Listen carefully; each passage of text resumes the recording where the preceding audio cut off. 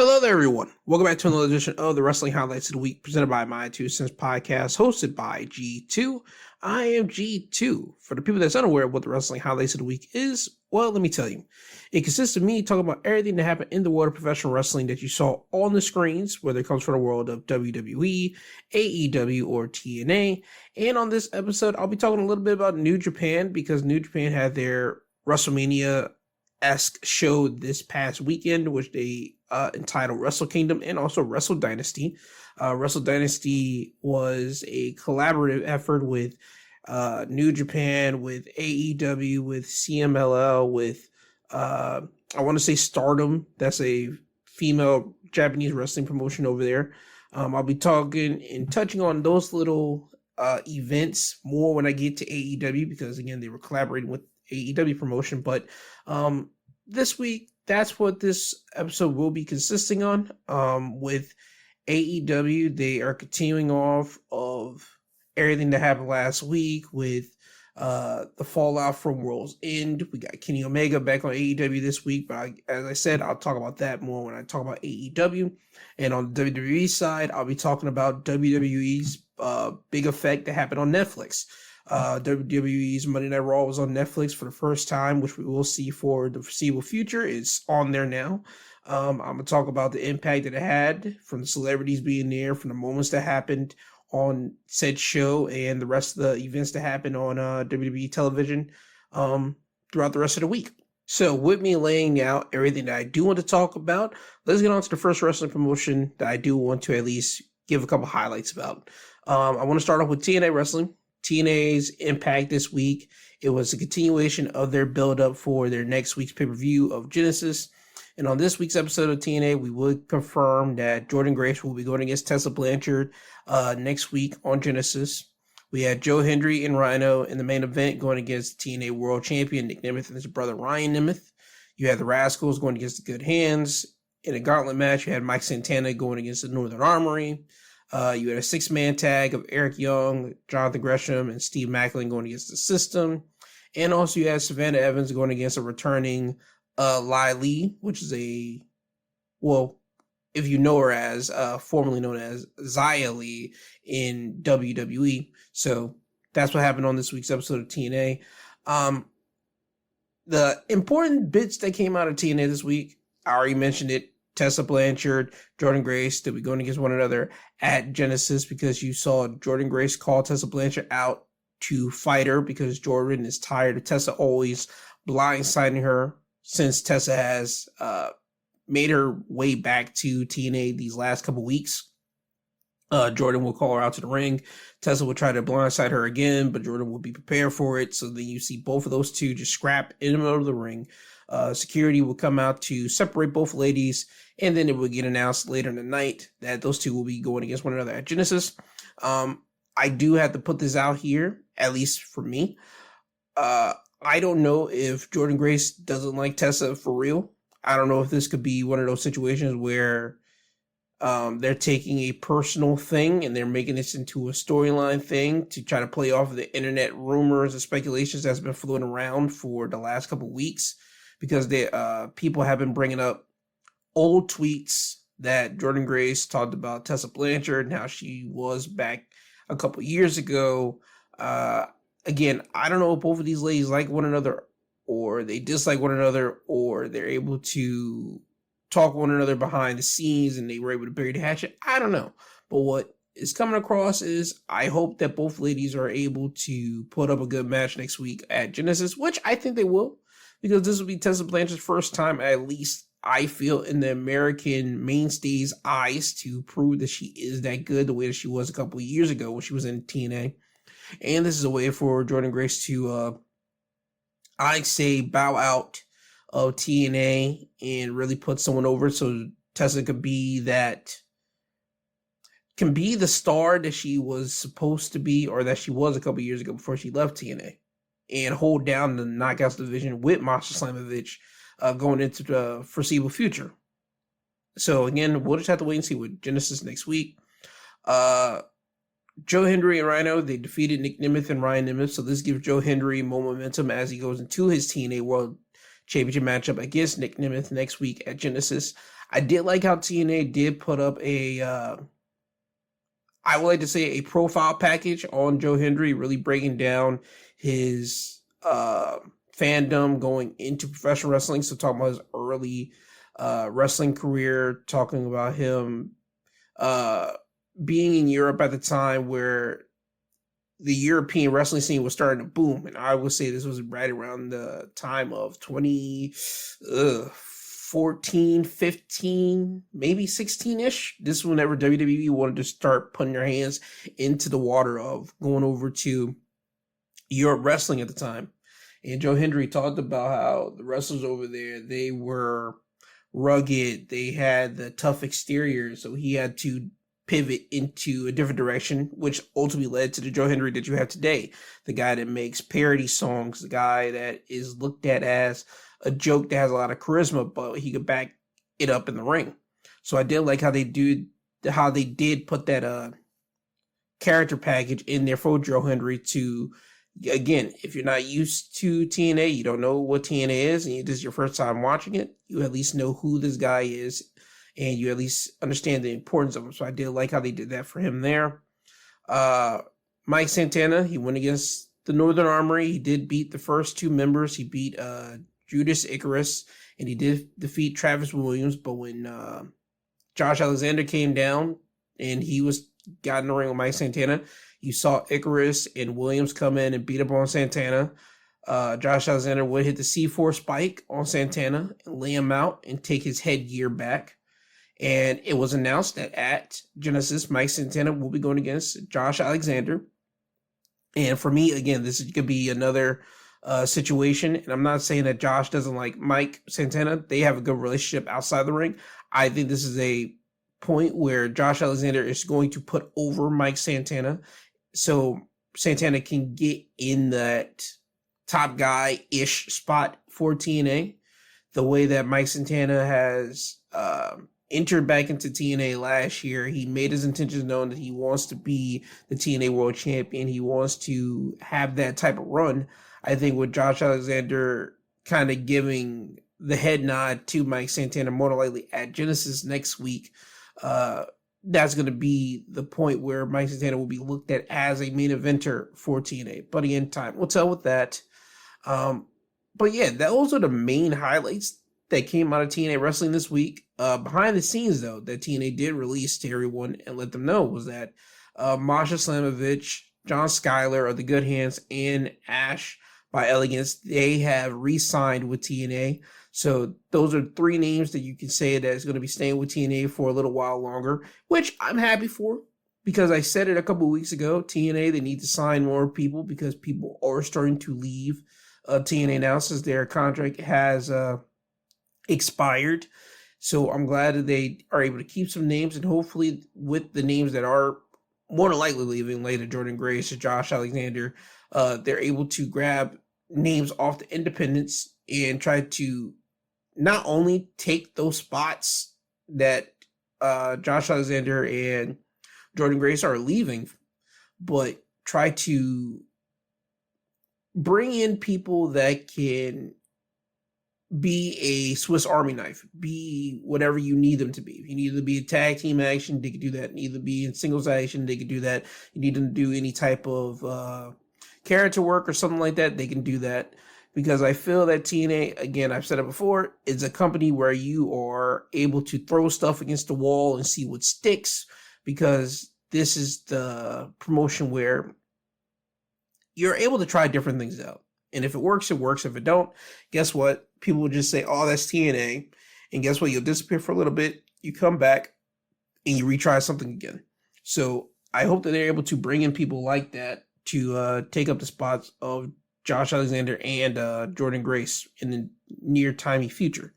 But yeah, I'm happy that Masha, John Skyler, and Ash by Elegance are staying with TNA. So with that being said, that's your TNA Wrestling Highlights of the Week. And now I want to move over to AEW. AEW, as I said, they're continuing from last week's fallout from World's End. This week, Kenny Omega, he made his return back to AEW after he had that kind of bloody match against Gabriel Kidd or Gabe Kidd as he likes to call himself now, in New Japan at Wrestle Dynasty. I saw that match. That match is what you wanted to see from a returning Kenny Omega, and it's funny. Kenny Omega made his return back to professional wrestling ring after he's been gone for 390 or 370 days, so about a year and some change. He made his first match back in front of Japan, his technically the country that kind of made Kenny blow up in a way. So I did like how Kenny did do that, but I did kind of find it funny because I'll say this, and I've said this before when I talked about Kenny Omega in his style of wrestling.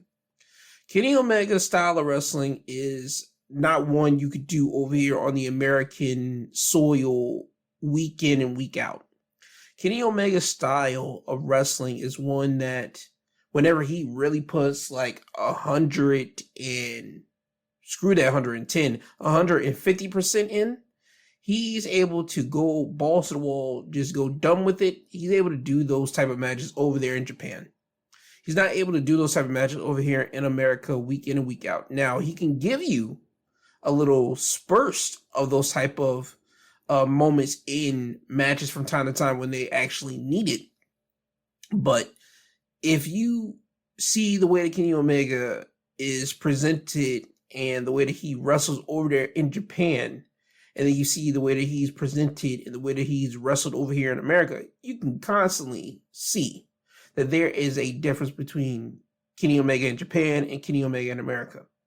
I feel that Kenny Omega in Japan is way more superior than the Kenny Omega that we get over here in America. Kenny Omega had a match with Gabe Kidd, and it was a bloody style matchup between both men. And it wasn't your typical Kenny Omega type of match where you see him just hit a lot of suplexes or do a lot of V-triggers and all that. No, this was a brawl-like type of match that he had with Gabe Kidd. And this really let everyone know that Kenny Omega was back in form. So I was glad to see Kenny come back to wrestling in the wrestling ring the way that he did at Wrestle Dynasty. But I just hope that we get that style of Kenny, at least in spurts, way more than we did back in, I'll say, 2020, 2021, 2022, like going further-ish, you know what I mean? I can say in 2019, he at least did give us some of it, because that's whenever AEW first started, and he was actually able just trying to show the American fans what he was capable of, like his 30-minute Iron Man match with Pac, that was good. Kenny Omega match that he had there. His match that he had with Pac, I want to say at All Out in 2019 was still good. But again, Kenny Omega in Japan, his presentation, everything's different, and his style of wrestling is different. I just hope that we get to see that more over here in the States, and I think we will, because when you saw Kenny pop out at the end of Dynamite here, you saw him popping out with new entrance music, the same entrance music that he debuted over there at New Japan. You saw him have a new type of entrance video, and this is all, again, kind of going into that presentation that he had at New Japan that he just debuted over there. So it seems to me that we're getting that, again, style of Kenny over here in America, which I am glad for. Next week, it was announced that Kenny will be going against Brian Cage, because when Kenny Omega was out here, he was talking about almost not being able to wrestle again because of his diverticulitis. I'm hoping I said that right. And that he wanted to come back as the best version of himself. He wasn't going to try to half-butt it. And he's a little banged up, but he's here to go and do what he does best, is wrestle. So he talked about letting things go in the past, like being angry and everything like that. He's trying to be done with that. And when he says all this, Don Callis comes out.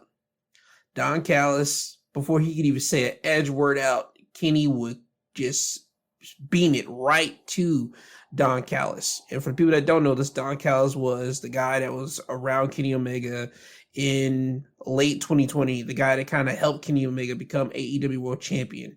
He was around Kenny Omega in 2021, 2022, before he stabbed Kenny Omega in the back in 2023.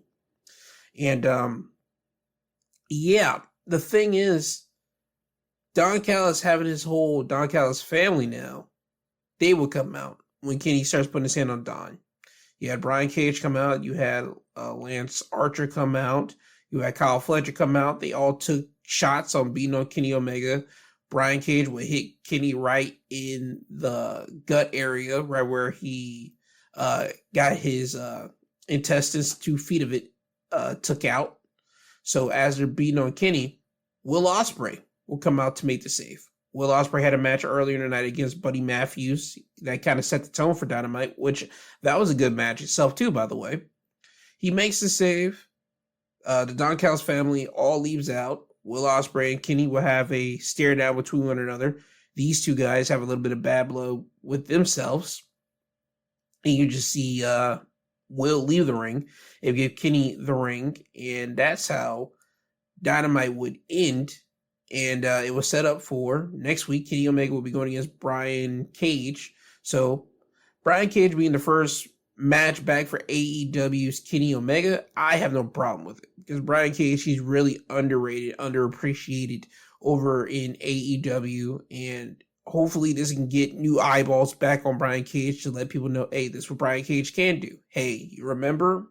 And we can set up something for Brian Cage to do something this year, hopefully, with Lance Archer, because they are tag team partners. So, again, time will tell with that. But I'm glad that we got Kenny back on AEW, and I do see big things coming from him in the future. Also, in this week's episode of Dynamite, we had the AEW World Championship Casino Gauntlet, where we would find out who'll be facing off against Jon Moxley next week on Dynamite.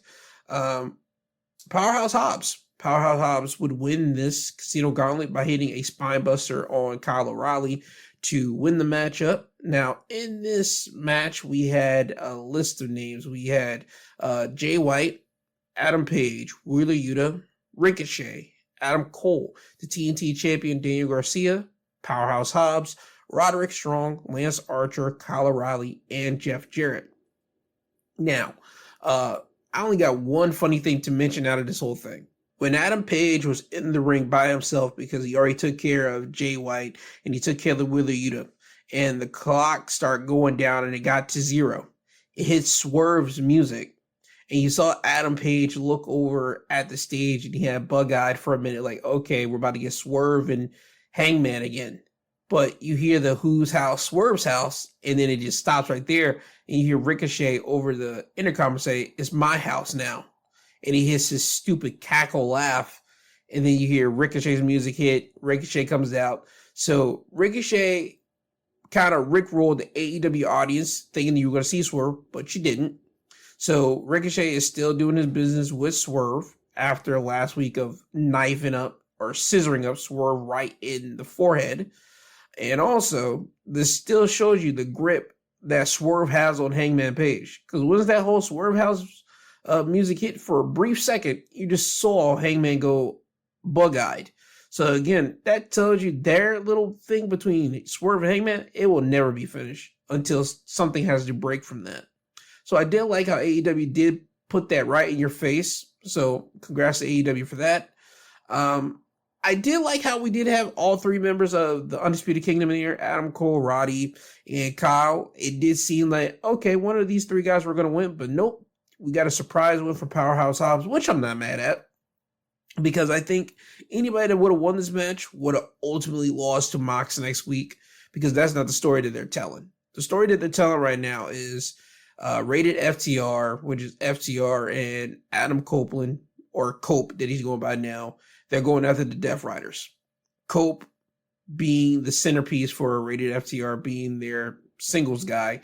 He's going after Jon Moxley. He wants a gritty style match with Jon Moxley for the AEW World title, and they're kind of setting it up that way. So again, anyone that would have won this Casino Gauntlet matchup would have ultimately lost to Jon Moxley anyway next week. Them giving it off to Powerhouse Hobbs, I have no beef with it because again, just like with Brian Cage doing a match with Kenny Omega next week, giving Powerhouse Hobbs this match against Jon Moxley, again, allows the people to say, hey, remember this guy? He's great. Let's do something with him. Let's kind of make you guys care about him again. You know what I mean? So I'm not mad at Powerhouse Hobbs getting that match with Jon Moxley next week. Hell, I wasn't mad about him winning this Casino Gauntlet. I was just shocked. I wasn't like mad shocked. I was happy shocked. So again, I'm glad for Powerhouse Hobbs to win this matchup here. I did find it funny how we didn't get Will Ospreay in this, because Will Ospreay is the guy that usually goes into these Casino Gauntlet matches and usually win them. So I was just waiting for Will to pop up, but he never did. So, hey, that's one thing. We did get to see MJF pop up on the show. MJF would pop up as Jeff Jarrett's in the ring. MJF would talk about Jeff Jarrett, mentioning how he signed a contract with AEW, this being his last contract, and how Jeff Jarrett wants to win the world title. MJF would kind of talk up Jeff Jarrett, saying that he is the guy that could win the world title only with the help of MJF. And MJF would say, I will do that for you, but I will ask for one small favor. And the small favor would be, whenever you win the world title, with my help and guidance, of course, you give me the first crack at it. Jeff Jarrett would turn down that offer from MJF, and you can kind of see we're about to go into an MJF and Jeff Jarrett type of feud, which I don't think anybody on anybody's mindsight thought that we would get an MJF Jeff Jarrett situation. I think this is a way to kind of, again, let Jeff Jarrett have his last hurrah in his wrestling career, because I do think he is going to hang it up soon. I think this is a good way for him to work with a guy like MJF, who is over, way over what the AEW crowd won. And also, too, I think it's a great thing for MJF, too, because MJF has worked with a lot of great legends so far. I mean, let's just keep it real. MJF has worked with, so far at AEW, he's worked with Sting. He's worked with Cody. He's worked with CM Punk. Now he's going to be working with Jeff Jarrett. He's worked with Samoa Joe. He's worked with some top level guys that a lot of people would say and wish that they were in MJF's position. Let's just keep it real. So for MJF to now do this with Jeff right now, I ain't got no beef with it. I just hope that they just continue to make it entertaining to when the match comes about. We all know what's going to happen. MJF's going to beat Jeff Jarrett, or we're going to get a shocking, sneaky win from Jeff Jarrett on MJF. And I don't think people are going to be mad at it, because you got the AEW fans that love Jeff. They want to see him become world champion. At least that's the way they feel now. And you got people that love MJF. And if MJF beats a weasel to win his match with Jeff, people wouldn't care about it, because it's MJF. That's what you expect. We had the women's Casino Gauntlet number 1 contender matchup, same way that we had with Jay White, Swerve, and Roddy last week. We had the triple threat match this week, where the winner will be starting out number 1 in the women's Casino Gauntlet match next week. We have Willow Nightingale, Chris Statlander, Toni Storm. Chris Statlander would win that, so Chris Statlander will be starting off as number 1 next week. I have not too much to say about this. The only thing I will say about this match is that they're still playing into the whole Toni Storm having amnesia deal, and the crowd's really into Toni Storm's character of having amnesia right now. And for me, I still think it's the whole timeless Toni Storm playing as a character of the rocker Toni Storm, because I don't remember Toni Storm ever acting like this. Not in NXT, WWE's NXT UK, not whenever she first came to AEW. Like, we're really trying to set a whole thing of Toni Storm being a rookie. I think this is timeless Toni Storm pulling off a character of the rocker Toni Storm. So this is a character pulling off a character, pulling off another character. It's complete inception, and I ain't got no beef with it, because it's great. Toni Storm pulls off great character work as we've seen it. But yeah, I have no beef with this. It kind of seems that she's not going to be in the women's Casino Gauntlet next week, which that'll be a shame, but time will tell with that next week. I think that she will, because again, the winner of that matchup will be facing off against Mariah May at Grand Slam Australia. And again, it's time for Toni and Mariah to get back to business, doing their job so both of them can go and do their thing. Tony, whatever character she wants to do, let her go off and do her thing. And Mariah May, if she happens to beat Toni Storm, guess what?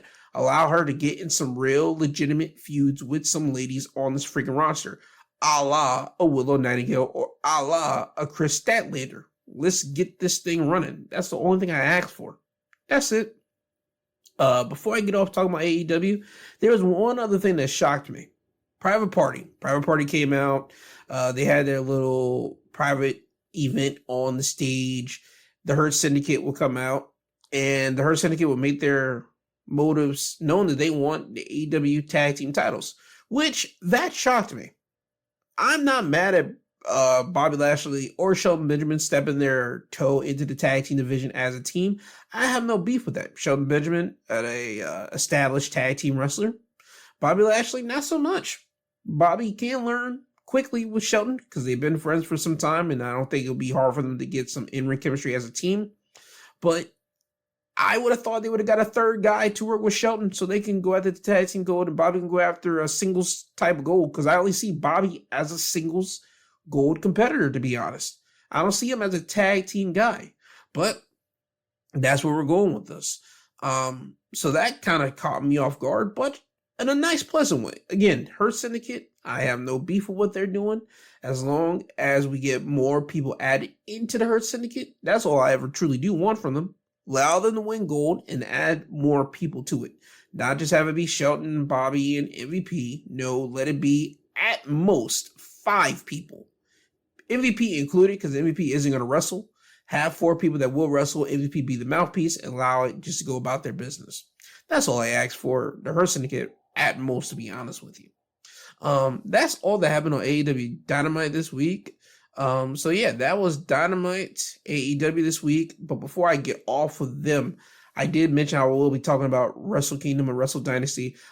Wrestle Kingdom, it was fine.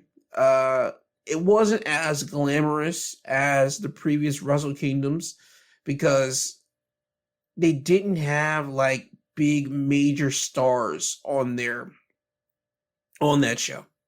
I mean, Yota Tsuji going against David Finlay for the IWGP Global Championship. It was great. We got a new global champion with Yota Tsuji. As a matter of fact, when you look at that Wrestle Kingdom card, everybody changed championships except for Zack Sabre Jr., who's the IWGP World Champion. He went against Shota Umino, and Shota Umino is a guy that New Japan, I feel, putting some stock into, and that they want him to be one of the next guys up in the main event scene because New Japan is lacking main eventers because of AEW kind of buying out or signing those guys. The Jay Whites, the Will Ospreay, the Okada, those main eventers that were standing main eventers for New Japan for the last, God, I'll say 4 years, 4 to 5 years. They're over here in AEW. So New Japan, they're trying to recruit and they're trying to rebuild, which I had no beef with it because I put New Japan in the same box that I would put a TNA in. Have them bring over guys to refreshen them up, be New Japan guys, or be foreigners, because they need more foreigners over there. They need top-level foreigners over there. And I think with Gabriel Kidd having his match with Kenny Omega at Wrestle Dynasty, you kind of got your next big foreigner. Because during that match, by the way, I didn't mention this, they were cheering for Kenny at first, but then they switched over to cheer for Gabriel Kidd because Gabriel Kidd was showing them that fighting spirit. He showed that he has New Japan in him. He isn't just speaking about his love for New Japan. No, he was showing he truly has the fighting spirit, shows that he has a New Japan's type of love for New Japan like that against the evil invader that represents AEW, Kenny Omega. So Gabriel Kidd is going to be their next big foreigner besides Zack Sabre Jr., but like the really big one that the people are really going to be crowding behind. But Wrestle Kingdom, it was fine. It was cool. But Yota Tsuji, David Finlay, that was the match for me that I would say you truly want to watch out of that. And for Wrestle Dynasty, again, you had AEW people over there wrestling over there. Mercedes Moné, she defeated Mina Shirakawa to win both the Rev Pro Women's Championship and also the Southside Women's Championship as well. So Mercedes now has 4 titles. Claudia went over there to go against Shota Umino. You had Brody King, he went against David Finlay.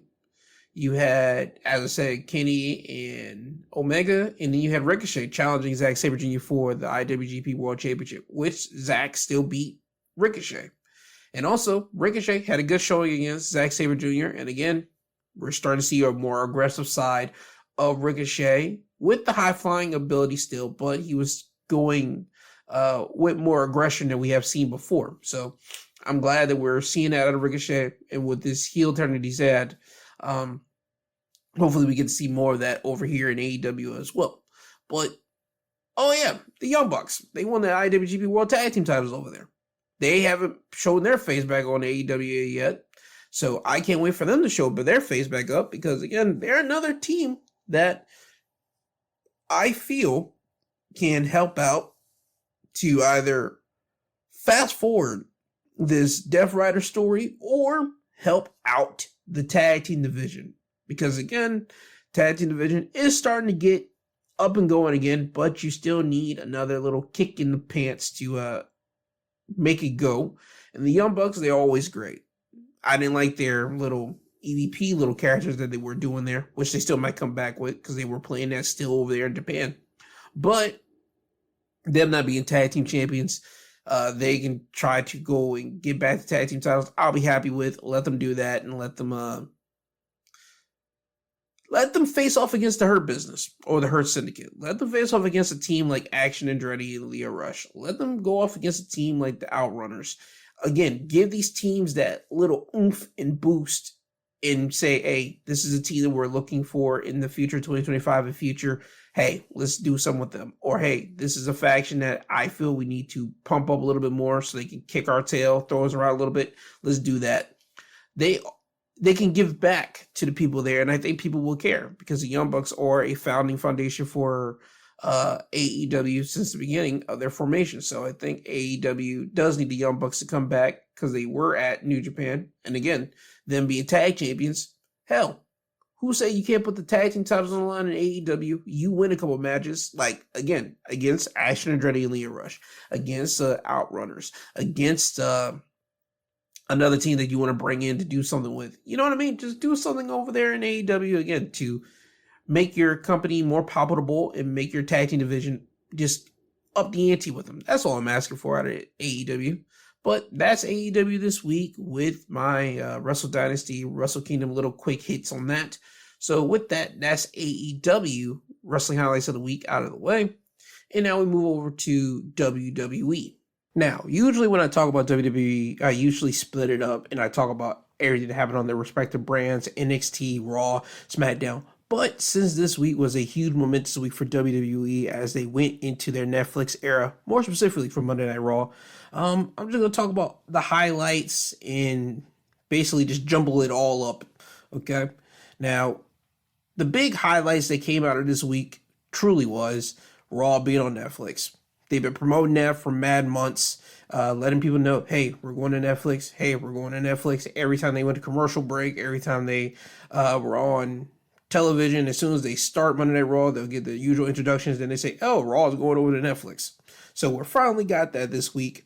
And I'll say Raw on Netflix was for the lapsed fans, the people that haven't seen wrestling in some time, the people that would channel surf usually, but since they got the commercials of Raw going to Netflix, they tuned in just to see what was up. This was not for the hardcore or even the fan that watch week by week, even if you watch it not live, but like DVR it. This Raw wasn't for you, I'll say structured wise, because Raw this week was, I'll say, focused heavily on, hey, this is what Raw is going to be like on Netflix now.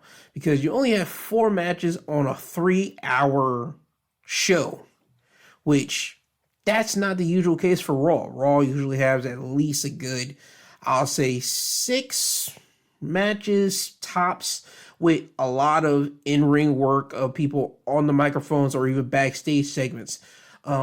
This episode of Raw didn't really get that. I mean, you had the beginning of Triple H being in the middle of the ring. They had the little video playing of how wrestling was. It started out in the carnival days, and then it got up to being what we now know it to be now, to the entertainment aspects, and then the territories, taking over the territories, becoming on cable television, pay-per-view, to now streaming.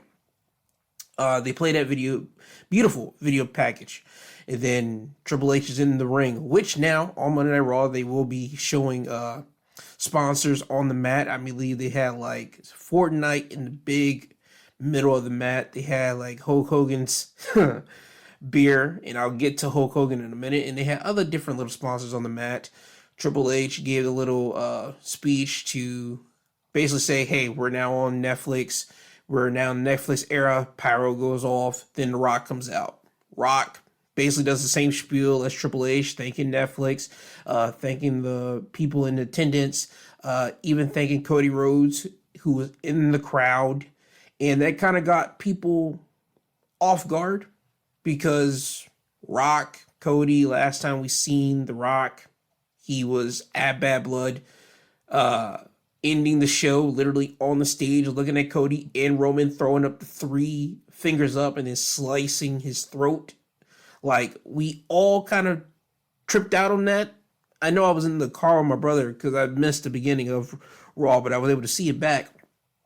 And I told him that the Raw was happening and Rock was thanking Cody, and he doesn't watch Raw like that, but he catches the stuff like on social media, and he says to me, like, hold up, aren't they in something? I'm like, yeah, I don't know what's going on.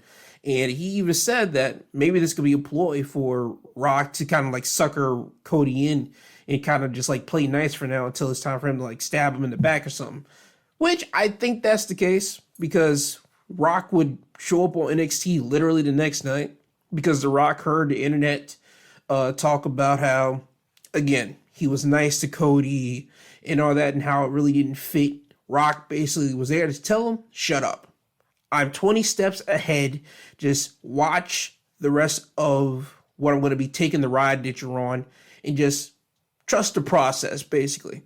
So I'm going to be trusting the process. Everybody's going to be trusting the process. We just got to wait and see because Rock, I feel, is going to be at Mania. One way or another, he's going to be at Mania, whether it be him against Roman or him against Cody. Something's going to happen with Rock and Mania. That's just the way it is. At least the way I see it and the way that a lot of people are seeing it right now. But that happened on Netflix. Another big major thing that happened on Netflix was John Cena popping up. This is the beginning of his farewell tour of 2025 because this is his last official year of actually being a in-ring talent for WWE. I still think he'll do some things like promotional work and Make-A-Wishes for WWE years later from now. But in-ring, this is his last official year. So he comes out, thanks to people. He talks about how the people want him to win the elusive 17-time championship to break the Ric Flair 16-time world championship record. John says that he doesn't know if that could happen because he just doesn't see it. And he starts saying, we're in this business is a never say never. So he says, fine, I'll never say never, but it's going to be a miracle for this to happen. So then he starts laying out, maybe I can do the Royal Rumble. Maybe the Elimination Chamber. Maybe the Money in the Bank. So we got different opportunities and avenues for John to go after that 17 championship, but he does make it official that he will be popping into the Royal Rumble.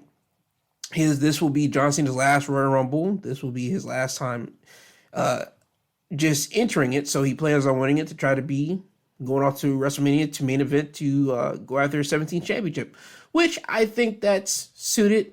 I think John going into the Royal Rumble match will be great for everyone because whoever eliminates John Cena will say they were the person to eliminate John Cena in his last official Royal Rumble matchup. So that's a badge of honor itself. So it's going to put over some either, I want to say young guy, that they really want to do something with. It could do something for Carmelo Hayes. It could probably do something for a Braun Breaker. But for me, I say Carmelo. Because Carmelo needs something. Braun, he's already on the trajectory or the trajectory to be a big star, as we see Braun Breaker to be.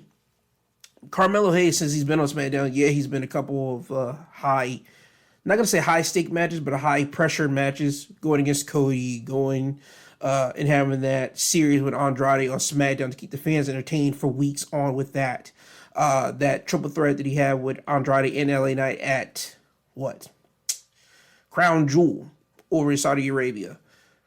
And Carmelo has come out literally on the bottom of each of these things. I think Carmelo, we all know he isn't winning the Rumble. But if he's the guy to eliminate John Cena, a fellow Boston guy, out of the Rumble, I think that would be a nice feather in the cap of Carmelo that he can literally hang on to that until they actually give him a championship, hopefully this year. So again, John's entering the Rumble. So that's great there. That happened on Netflix Big Show. Rhea Ripley and Liv Morgan, they had their match, and guess what? Rhea won the women's championship, which I'm happy for. I personally didn't care who won the match, whether it be Rhea or Liv. I like both of the ladies, but that feud was really dragging to god dang long, and it needed to end. So with Rhea getting the win, her regaining her women's world championship, now she can go off to do something else. Liv can go off to do something else. But I tweeted out, and I thought maybe they'll have one more match, because Liv held on to the championship for some time, and they usually have like the champion or the champion that just lost their title try to get back that belt with the next match, quote unquote champions clause that they usually have. And I think Liv might do it probably at the Rumble. Why not do it there, have Rhea win the match again, and have Liv literally enter the Women's Royal Rumble to try to win that? I see nobody having a problem with that. I think people would say that's the most logical way to do it, so you won't have to see another Liv and Rhea match on Raw after that. So I say that's the route they should go, but again, time will tell. After the match was over, though, Dom did try to get a hug and try to weasel his way back to Rhea. Rhea ultimately did kick him in the nuts and hit him with a Riptide, so that was great. Undertaker came out on his motorcycle, circled around the ring after that was over. Him and Rhea met with one another eye to eye. They did the whole fist in the air, so that was a nice little moment for Rhea to have with Taker, and a nice little Raw moment there. Hogan. Let me just get to it. Hogan got booed by the LA crowd, which I was so happy for. I was happy because it's always screw Hulk Hogan over here. I don't care if Hulk Hogan made wrestling mainstream in the 90s. I don't care. We can congratulate him for what he did in the past. But boy, the man himself, Terry Bollea, Hulk Hogan, does not need to be on WWE television right now. He doesn't. He got booed out of LA. I think in other places that's not culturally smart. I think it would have been smart to place him in, but with LA being the way it is, with a Hispanic audience, with a black audience, even with a white audience that's really, I don't even like to say woke, because that's not the deal with that, really just educated, Hogan was not going to get cheered. I mean, he got cheered for his entrance theme, the Real American Poppin'. He got cheered for that, but as soon as he got on the mic, that LA crowd did their job and they booed him. And I was real thoroughly happy with that. Because, boy, I muted my laptop. I muted it. I ain't gonna hold you. I muted Terry Bollea, Hulk Hogan talking. But knowing that he got booed was a great thing. Because when I popped it back on and I heard the boos ringing, I was so happy. But, yeah, Hogan got booed on Raw. Great. Always screw Hulk Hogan. Main event time. CM Punk, Seth Rollins. The match that we should have got at WrestleMania last year, but Punk got injured at the Royal Rumble, so we finally got it here. They had a nice match to end the first episode of Raw on Netflix, and it went over to CM Punk. CM Punk would beat Seth Rollins by hitting him with 2 GTS back-to-back to win the match, and I didn't notice this, but someone else on Twitter pointed it out, that the way that Punk won was the same way that he beat Jon Moxley in AEW at All Out 2022.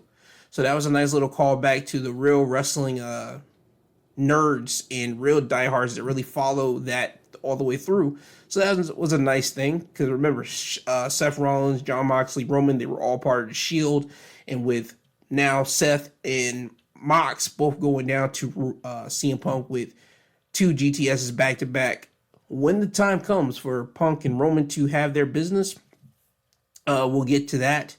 And more than likely, Roman might fall to Punk with the 2 GTSs back to back, or he might kick out. And if he does that, then that proves that Roman literally was the strongest member of the Shield. At least that will in storyline wise, in fans wise perception, at least show that. But Seth and Punk, they had a nice match with one another. I did like seeing Seth hit Punk with the GTS. I did like seeing Punk hit Seth with the curb stomp, so they did trade finishing moves of each other. But Seth's anger got the best of him, because it seemed that towards the end, Seth actually had Punk down for the win. He literally had him down, out, but Seth just wanted to do more damage to Punk because of all the animosity that Seth has had boiling in his skin for the last, 10 years that Punk's been gone from WWE. Seth just wanted to really unleash all that on Punk. And again, his greed for punishment to Punk really bit him in the butt in the end. But Punk will get the win. So what do we do now with Seth? I say Seth probably doesn't pop back up on Monday Night Raw. Not next week. Probably the week after. And then, because he needs a week. He needs a week to really breathe in the fact that he lost to CM Punk. He really needs that. I don't need to see Seth pop it back on Raw next week. If he does, that'll be cool. But I think the character itself, Seth Rollins, needs to sit down with this loss. At least for a week. So he can really gather his thoughts, gather his mindset. Because when he pops back on Monday Night Raw, you got to think he's going to be hit with, oh, you lost to CM Punk. How do you feel? That type of questions, and he's going to have to answer that to the people. And I think a fiery, pissed off Seth is the way that we need to go with this. A man that just wants to constantly burn Punk to the ground.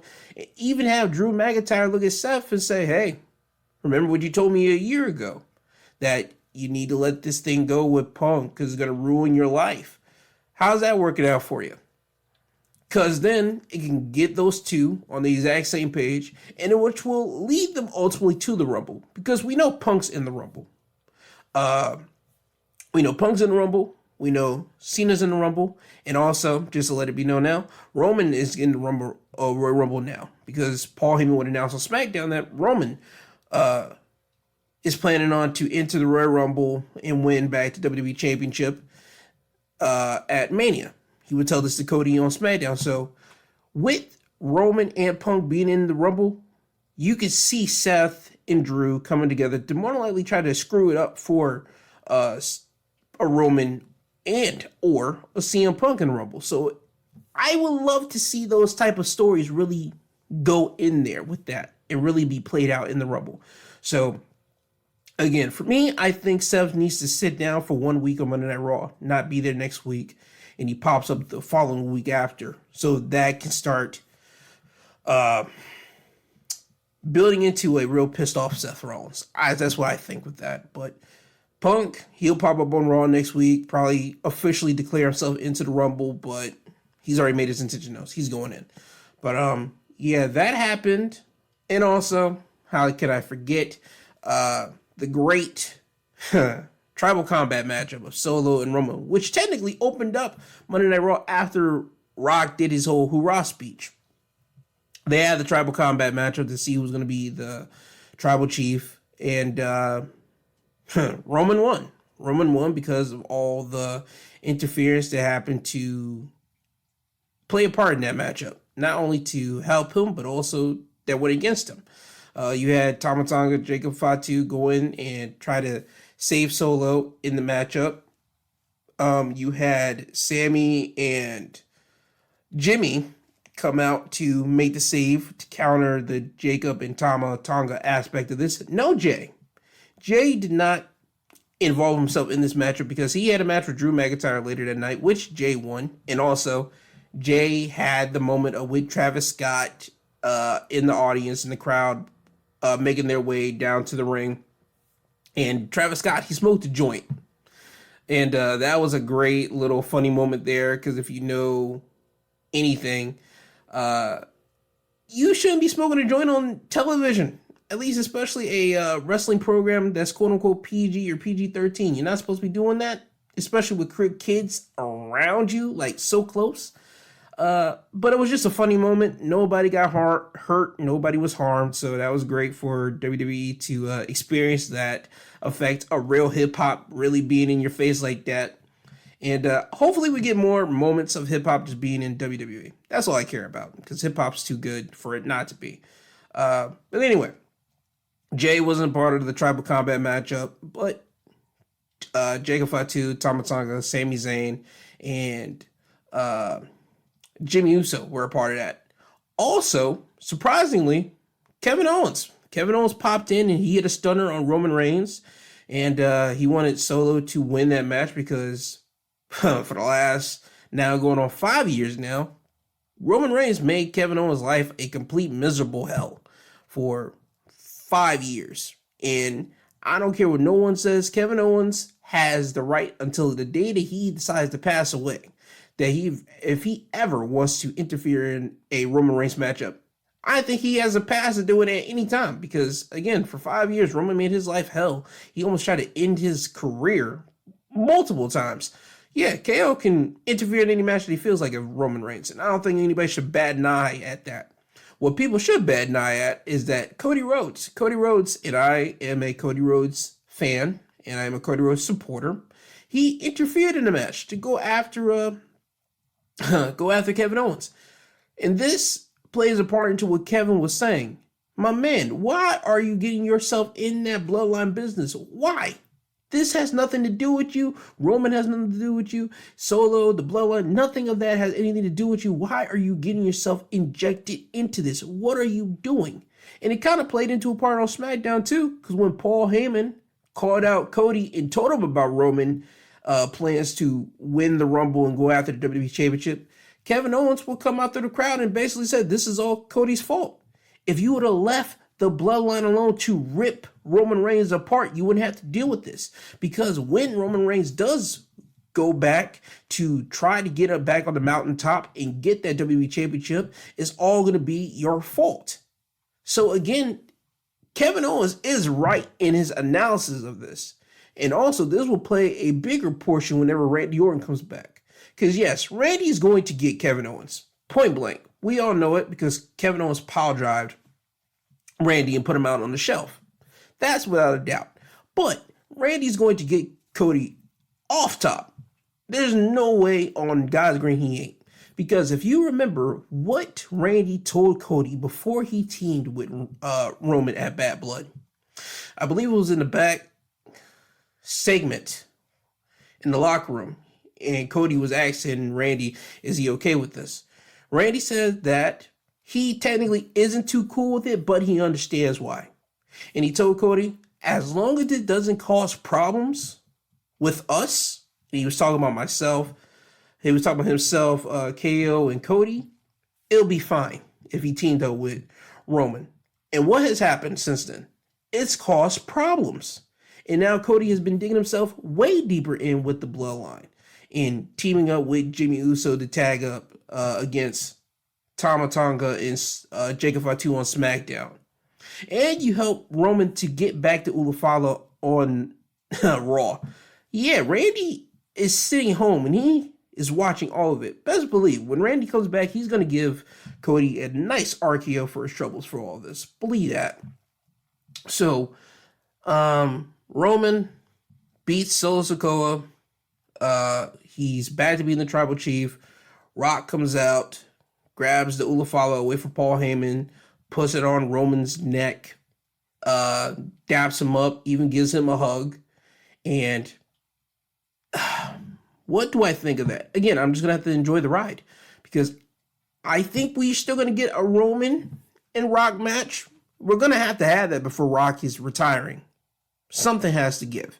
So whether it be at WrestleMania this year or possibly you want to make it until SummerSlam or whatever this year, something of that's going to have to happen this year, whether it be Rock and Roman at Mania or Rock and Cody at Mania. One of those two matches are happening at Mania.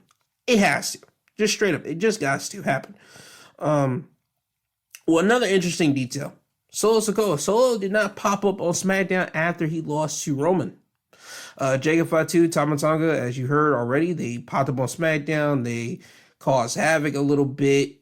They had a match with Cody and Jimmy being in it. And Solo was nowhere to be found on SmackDown. But it was announced that Solo will be popping up on SmackDown next week. And we're going to have to wait and see what's going to happen between himself and Tama and Jacob. Because I think Solo will be taking the knee to Roman whenever Roman is officially crowned back and have this big ceremony. Roman did say he will have a ceremony, I want to say on the 27th edition of Raw. So that'll be January the 27th. So Roman will be back on Raw on January 27th. That's for his whole big inauguration for him to be back to being tribal chief. I think Solo might bend the knee to him, but it all depends on what he's going to say to Jacob and Tama Tonga next week on SmackDown. So I can't wait for that to happen. But yeah, there's a big question mark. What's going to happen there with Solo's bloodline going forward now since he doesn't have the Ulu follow anymore? So again, that's another interesting thing to really keep your eye on there. We were supposed to have, this is another thing that people may mention. We were supposed to have the New Day going against Rey Mysterio and a mystery partner on Raw this week, but that didn't happen because time got scrapped because of all the little things that happened on Raw this week. So next week, Chad Gable will be going against a mysterious luchador, which we all know is going to be Pentagon, or Penta El Zero Miedo, as you know him in AEW. Pentagon has signed with WWE. They've been teasing this thing, showing a little silhouette of his, the design of his mask and the face paint that he will be wearing. Usually on the Independence, they've been showing it fadedly all the way, and they finally showed the whole face silhouette of that on one of the commercials for Raw this week. So Penta will be facing off against Chad Gable on Raw next week. We know that's happening. We don't got to play around and say, we don't know who the mystery one is. Oh, no. We know what's happening. It's Penta and Chad Gable next week. Okay? That's happening. God, what else happened? A big thing that happened on WWE this week. We got new champions over there in NXT. We had Obafemi winning the NXT championship, which I did not think was going to happen. I didn't think that was going to happen at all because Eddie Thorpe is in the match with Trick and Obafemi, and I thought, okay, Eddie Thorpe's going to be the guy to take the loss to Trick Williams so we can get the Trick Williams Obafemi matchup where Oba can beat Trick in a traditional one-on-one matchup so that could be the official passing of the torch type deal. But no, they went the other way around. Obafemi, he won this triple threat match, beating the actual champion, Trick Williams, and he is your new NXT champion, which I'm not mad at because Obafemi was already, since he won the breakout tournament in NXT in late 2023. He was always positioned to be like the guy, especially in his North American Championship reign. They were already grooming him to be the guy to take over NXT, literally. So for him to win this match, it was a shock to me because, again, I thought Trick was going to do it and then they would do the one-on-one matchup and then they'll pass the torch there. But I'm not mad at this one at all. So Obafemi, new NXT champion. We also have a new NXT Women's Champion, Julia. She would defeat Roxanne Perez for the NXT Women's Championship. That one, I'm not as shocked to really see it. I know originally, like a couple months ago, I said that Roxanne was going to beat Julia, beat Stephanie Vacour, beat Zyra, beat all the new hyped up girls going into this NXT women's product, thanks to the help of Cora Jade, and she would eventually drop the title to Cora Jade, because that's the way I thought in my head it would go. No, they went a different route. Roxanne drops the title to Julia. I'm not mad at it. Julia gets to have a run with the championship because Julia has been touted for some time now, especially over here in the WWE landscape. She had her mark over there in the Japanese women's wrestling world in Japan. So she gets the title now. Why not put it on her? Why people still have a lot of faith and a lot of love still behind her. I'm glad that they did it. I'm cool with that. So Julia, I would like to see how long she gets to run with it. I do think we're going to get another match between herself and Roxanne, because this will be the third match, because now they both have a win up on each other. So we're going to have to wait and see when that match gets made official there. What else was of importance to happen on WWE in general? I don't really think anything else. I mean, Tiffany Stratton, she had her moment on SmackDown, but that was interrupted by Nia Jax. Tiffany was basically saying that she big brain Nia. Yeah, she got close to Nia, made Nia think that she was working Tiffany, but Tiffany was really the one working Nia to pick her spots to cash in the women's Money in the Bank contract. You would see Bayley, Naomi, and Bianca Belair come out, and they all want a shot at Tiffany. Nick Aldis ends up making a fatal four-way matchup where the winner faces Tiffany Stratton next week on SmackDown. Bayley would get the win, so Bayley goes against Tiffany next week on SmackDown for the women's WWE Championship over there. Chelsea and Nakamura, they both retain their respective United States Championships. Chelsea Green defeated Mia Yim to retain her women's United States Championship, and Shinsuke Nakamura, he retained it thanks to the bloodline of Jacob Fatu and Tama Tonga attacking LA Knight in the matchup towards the end. So Nakamura is still your men's U.S. champion. So again, those were the moments that happened on WWE, but the big moments, as we all know, was the stuff that happened on Netflix. Raw on Netflix. Now, again, it's interesting what's going to happen next week, because, again, we're building and we're rolling fastly into Royal Rumble. I expect more people to introduce themselves and get themselves into the Rumble. I expect, again, more theories to come out about this. And I got one more lasting theory before I get you guys out of here. As we're going into the Rumble, when we hit the Rumble, I think the last final four guys can be a Cena to give people hope. We could see, technically final six, because I want Carmelo Hayes to be in that, because he is a future guy. Punk's going to be in that final six. Cena should be in that final six. Roman should be in that final six. You know what? Seth Rollins could be in that final six because of all the hard work that he's been doing, and the Drew McIntyre could be in that final six as well. I can see Carmelo, again, throwing out a John Cena, but that comes later.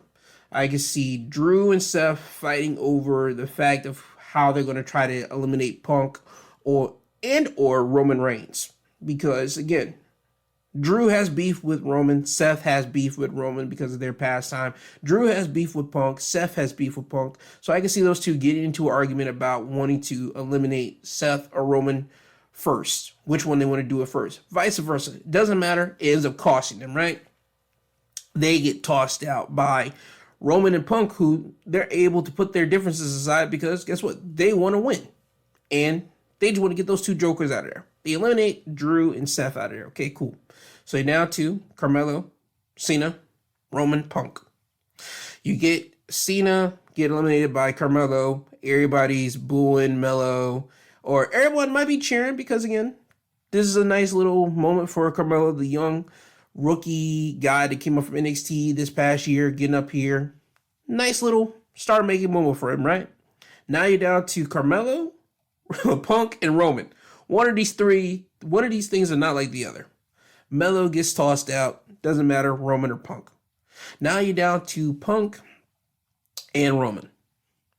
You get the nice little thing between the two. This could set up a match for them later down the line. And this can be the situation where Punk calls in that favor. Punk can say to Paul, or get a microphone and say, Paul, I told you I was going to call in that favor.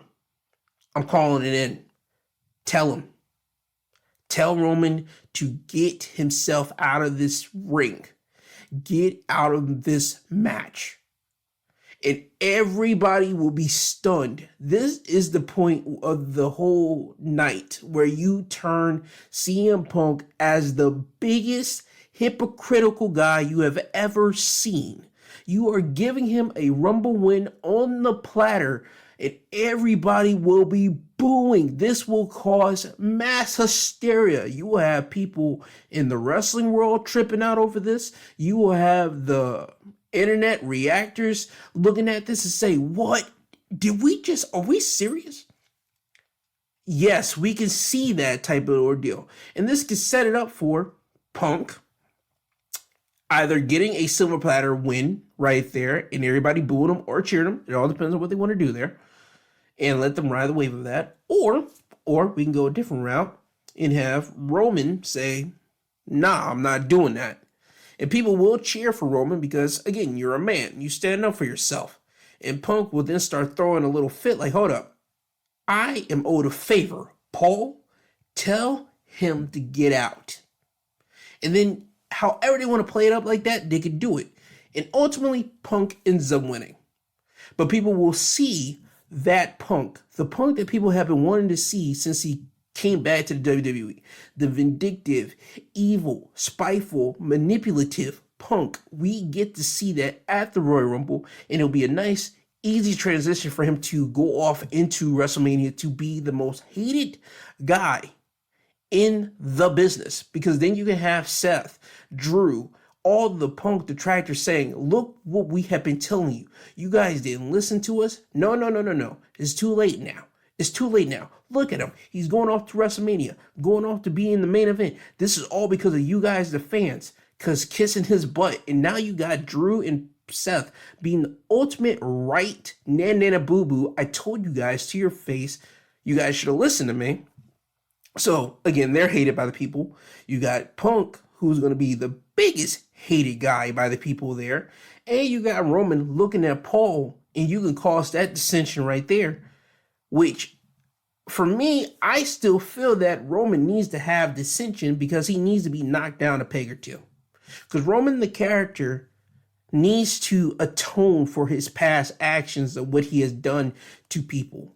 Roman hasn't had that. Roman disappeared for a good, 5 months from WrestleMania to SummerSlam? And then he popped up on SmackDown to try to rebuild the family back, to get the Ulafala back. And then, cool, he's there for a little bit, but then he vamooses again. And now he's going back to being the tribal chief again because he just won back to Ulafala.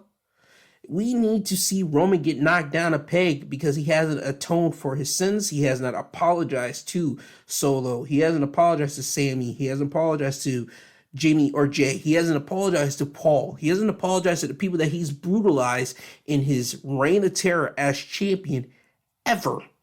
He never apologized to not a single one of them. That was the single thing that Jay asked. Hold up, that Sammy asked technically. He wanted Roman to apologize to Jay. And Roman just scoffed at him and saying, I'm not apologizing to Jay. That's a beat. That's a storyline beat that we need to play upon in 2025. 2025 needs to be a year of Roman atoning so he can get himself back to being the top guy in WWE in 2026. But that's just free game that I'm throwing out there. Maybe someone likes it, maybe someone won't. We'll just have to wait and see. But I think that's the way that they need to go. Let Punk turn the curve and let him be a heel in the way of him being a true heel by really digging into what the people have been saying about him for years. Yes, I'm a hypocrite. Yes, I am Satan himself. Yes, I am all these things and more. But guess what? You can't take away that I am a Royal Rumble winner, and you can't take away the fact that I am going to be the man in the main event for WrestleMania. You guys lost. I win. That's all Punk really has to do. But again, we'll wait and see. But I do like that idea. But again, we'll wait and see at the Mania, at Royal Rumble, what's going to happen, right? Now, with that being said, this has been your Wrestling Highlights of the Week, presented by My 2 Cents Podcast, hosted by G2. He is I, and I am him. I want you guys to have a great Saturday. Hope you guys did enjoy the episode. I will have another episode up for you guys tomorrow. It's usually my Sunday episode where I talk about everything that happened in the news this week, which, as we know, this week was a big week because everybody talked about the fires that happened over there in California, so I'm going to talk about that. I'm going to talk about other little things as well, but really the fire that happened in California. So expect for me to talk about that tomorrow on my Sunday episode. If you didn't listen to my midweek episode, you can listen to that as well. It's called a midweek breakdown, where I talked about Donald Trump wanting to have Panama Canal and Greenland, trying to take that. I don't understand why he wants to do that, but I digress. But yeah, I hope you guys just have a great Saturday. Please be blessed, please be safe, and just be careful out there, okay? So with that, again, this has been your Wrestling Highlights of the Week, presented by My 2 Cents Podcast, hosted by G2. He's I am him. I love you all. Be safe. Bye-bye now.